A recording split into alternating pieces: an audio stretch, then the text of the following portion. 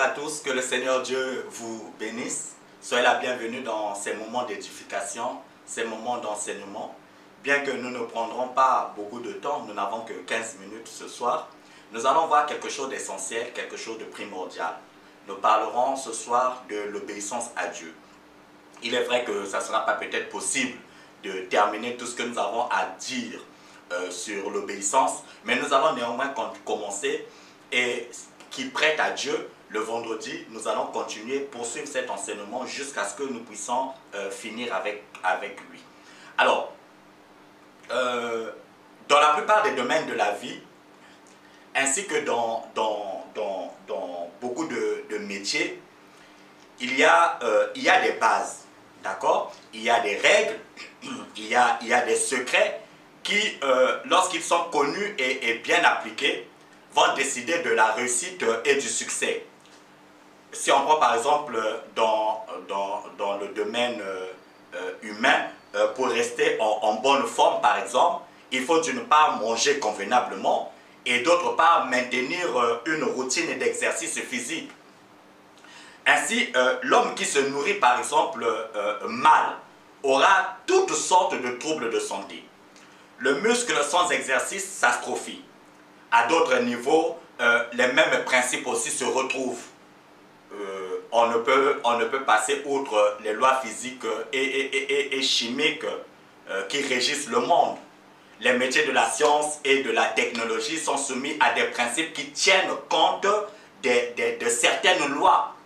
Avant de construire quoi que ce soit de solide, l'ingénieur et son équipe passent un temps énorme à élaborer des matériaux et des prévisions tenant compte de nombreuses règles de sécurité.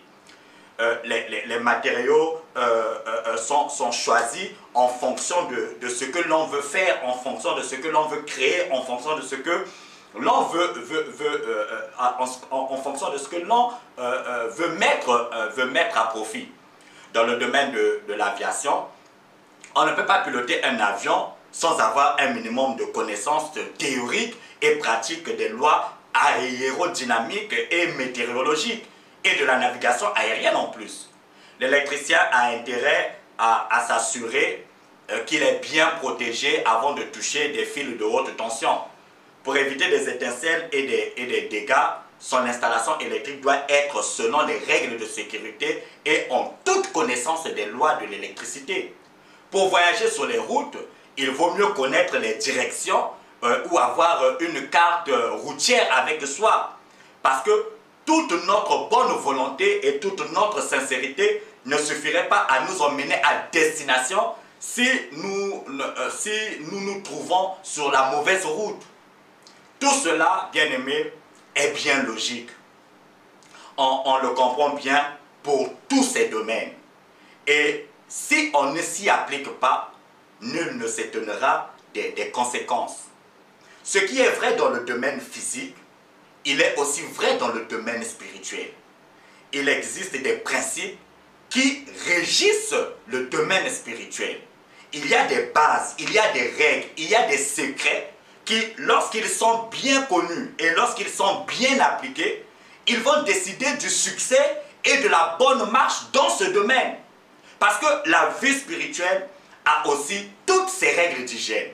La vie spirituelle a aussi toutes ses règles de santé. La vie spirituelle aussi contient des lois, elle contient des principes. Alléluia. Parce que la vie spirituelle, pour se développer, pour avancer, pour se construire, elle a des lois. Alléluia. Elle a des lois, elle a des principes.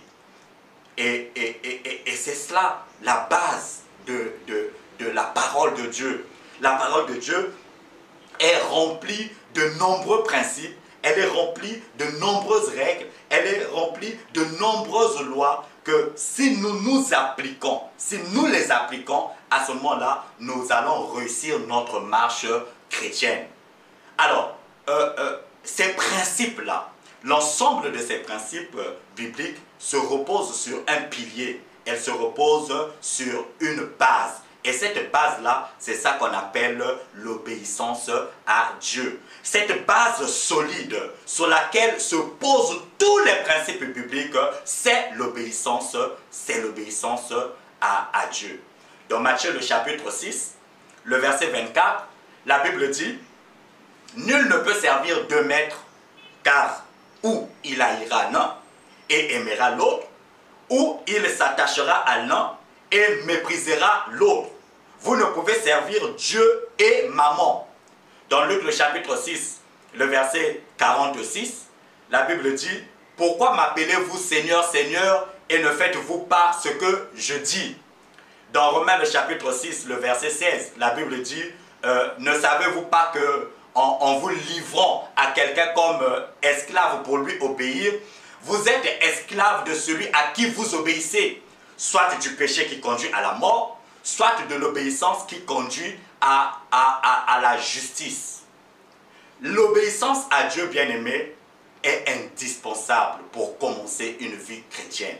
Elle est indispensable pour continuer dans la vie chrétienne. Elle est indispensable pour terminer dans la vie chrétienne. Elle constitue en fait un socle sur lequel va se reposer tous les principes bibliques. C'est l'obéissance qui va engendrer la discipline nécessaire pour une vie chrétienne victorieuse. Dans 2 Corinthiens, le chapitre 2, le verset 9, Paul dit « Car je vous ai écrit aussi dans le but de connaître en vous mettant à l'épreuve si vous êtes obéissants en toutes choses. » L'obéissance, c'est une attitude de soumission à Dieu. C'est une attitude de soumission à sa volonté. C'est une attitude de soumission à ses principes. Elle se manifeste par un comportement qui est en accord avec cette soumission. Sans cette attitude d'obéissance, on est considérablement freiné dans notre progression spirituelle. Le vrai principe ne fait pas que le vrai disciple ne fait pas que écouter un enseignement. Mais le vrai disciple, il met en pratique l'enseignement qu'il écoute. Posons-nous la question de savoir en quoi faut-il obéir à Dieu. Premièrement, pour plaire à Dieu.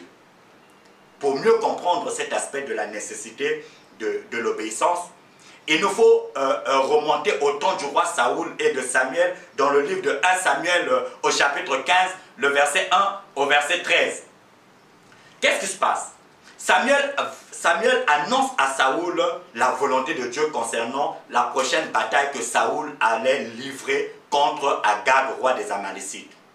L'ordre de Dieu était formel et clair. Au verset 2 et au verset 3, la Bible dit « Ainsi dit l'Éternel des armées, j'ai rappelé à ma mémoire ce qu'a fait Amalek à Israël. Comment il s'opposa à lui sur le chemin quand il montait d'Égypte. Maintenant va et frappe Amalek et voue à l'interdit tout ce qu'il a et n'épargne point quelque chose. » Donc cela, Saoul, malgré l'ordre de Dieu, il va décider de faire autrement. La Bible dit que mais Saoul et le peuple épargnèrent Agag et les meilleures brebis, les meilleurs bœufs, les bêtes de seconde qualité, les agneaux et tout ce qu'il y avait de bon et ne voulurent point les vouer à l'interdit. Ils vouèrent seulement à l'interdit tout ce qui était méprisable et chétif. Son excuse semble bien légitime parce qu'il dit lorsque le prophète lui fait le reproche, lui donne la raison en disant « Mais le peuple a pris sur le butin des brebis et des bœufs comme prémisse de l'interdit pour sacrifier à l'Éternel, ton Dieu, à Gilgal. » Ce qui fit le peuple sous sa conduite à l'apparence d'être très spirituel. Mais ce que Dieu veut, ce ne sont point nos plans, ce ne sont pas nos projets, mais c'est un cœur qui est obéissant, un cœur qui est soumis à sa volonté. Au verset 11, Dieu exprime ce qu'il pense réellement de Saoul. Car au-delà de l'apparence, Dieu discerne les véritables intentions. Il dit, il s'est détourné de moi et n'a point exécuté mes paroles. En somme, Saoul n'en faisait qu'à sa tête. Il remplaçait la volonté de Dieu par sa propre volonté. En faisant ainsi, il rejetait carrément la seigneurie de Dieu sur sa vie et ses actions. Pour Saoul, en fait, ce n'est pas Dieu qui est sur le trône, mais c'est lui-même. On a parlé de cela, c'est son ego. Samuel dévoile finalement ce qui plaît réellement au Seigneur. Il dit, l'Éternel trouve-t-il plaisir dans les holocaustes? Est-ce que le Seigneur trouve-t-il plaisir dans les sacrifices, comme dans l'obéissance à la voix de l'Éternel? Voici, l'obéissance vaut mieux que les sacrifices, et l'observation de sa parole vaut mieux que la graisse et les béliers. Depuis que nous sommes sauvés, nous sommes entrés dans la famille de Dieu. Nous appelons Jésus-Christ notre Sauveur. Et encore plus, nous parlons de lui comme le Seigneur. Et c'est très bien. Mais est-ce que nous réalisons réellement ce que cela signifie? S'il est vraiment notre Seigneur, alors, bien aimé, cela implique qu'il domine sur notre vie.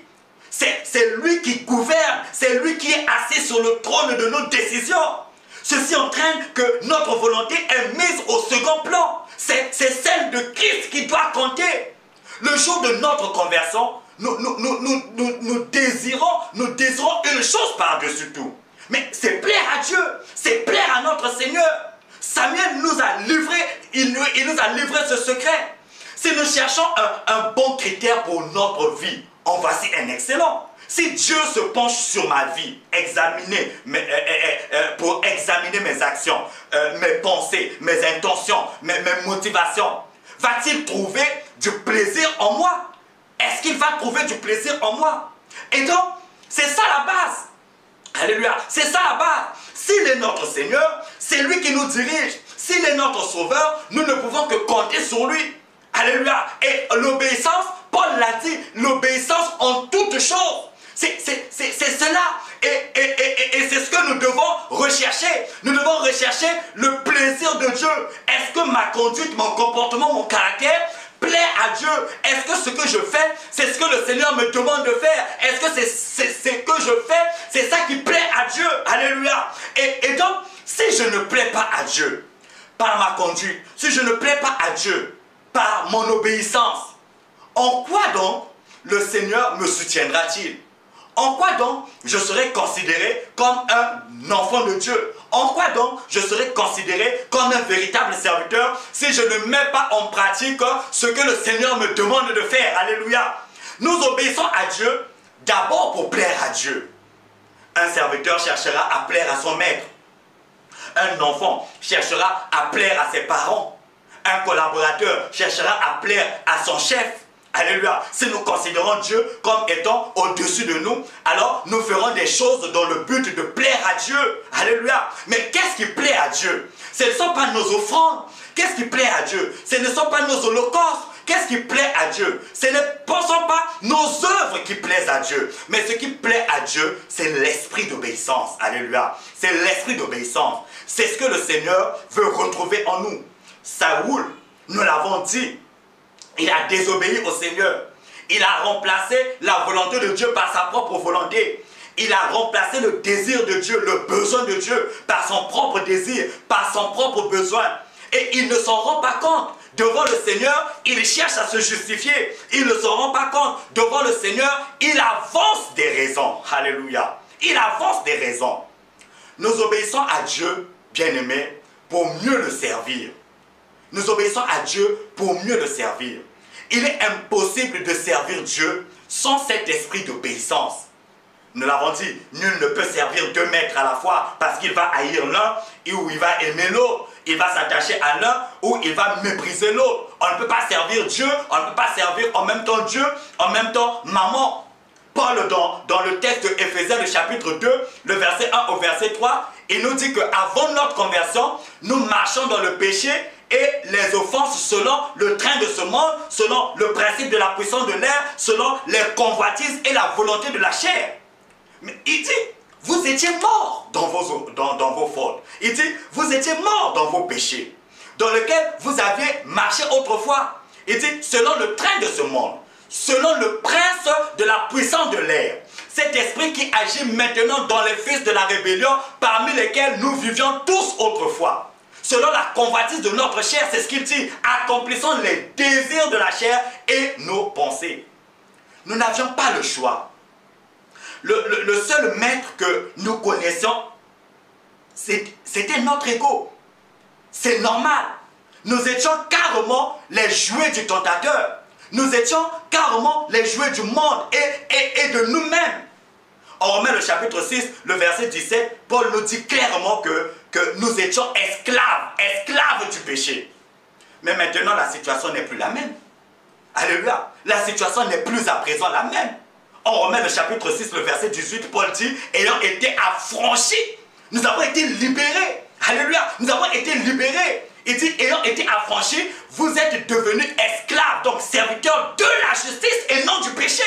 Cela ne veut pas dire que nous ne pouvons plus, veut pas dire que nous ne pouvons plus obéir au péché, mais plutôt que nous avons maintenant la possibilité de répondre à un nouveau maître, ce qui est Dieu. Ce nouveau maître qui est Dieu lui-même. Si nous obéissons à Dieu, alors nous montrons qu'il est vraiment notre Seigneur. Notre ancien maître et notre nouveau maître sont tellement différents l'un et l'autre qu'ils sont antagonistes. Ils s'excluent mutuellement. On ne peut pas suivre les deux en même temps. C'est pour cela qu'en aimant l'un, on haït l'autre. Qu'en s'attachant à l'un, on méprise l'autre. Quand nous obéissons au péché et à nous-mêmes, consciemment ou inconsciemment, nous sommes en train de mépriser Dieu. Ce n'est point là le désir de notre nouveau cœur spirituel qui est activé par la nouvelle naissance. Alors qu'est-ce que nous devons faire? Nous devons obéir à Dieu. Nous devons le suivre. Alléluia. Nous devons le suivre. Et en le suivant, en l'obéissant, nous allons bien le servir. Alléluia. Voilà, bien-aimés, les deux points que nous avons à aborder ce soir en ce qui concerne l'obéissance. Nous obéissons à Dieu pour le plaire. Nous obéissons à Dieu pour mieux le servir. Que l'Éternel Dieu nous donne cette capacité-là de comprendre qu'en tant qu'enfants, nous devons chercher à plaire à notre Père. En tant que serviteurs, nous devons chercher à plaire à notre Maître. Nous devons chercher à faire sa volonté parce que nous le confessons, nous le proclamons comme étant notre Seigneur. Nous disons, il est notre Seigneur. S'il est réellement notre Seigneur, alors c'est lui qui doit diriger nos décisions. C'est lui qui doit diriger notre vie. Nous lui obéissons pour pouvoir le servir. Pour servir efficacement Dieu, nous devons lui obéir. Nous devons obéir à ses directives. Sans ça, nous ne pouvons pas être des serviteurs efficaces. Parce que celui-là qui sert correctement, c'est celui-là qui suit les instructions de son chef. C'est celui-là qui suit les instructions des décideurs. Si nous ne suivons pas les instructions de Dieu, alors comment allons-nous devenir des bons serviteurs? Que l'Éternel Dieu nous aide. Que l'Éternel Dieu nous soutienne. Nous continuerons cet enseignement le vendredi prochain. Que l'Éternel Dieu vous bénisse.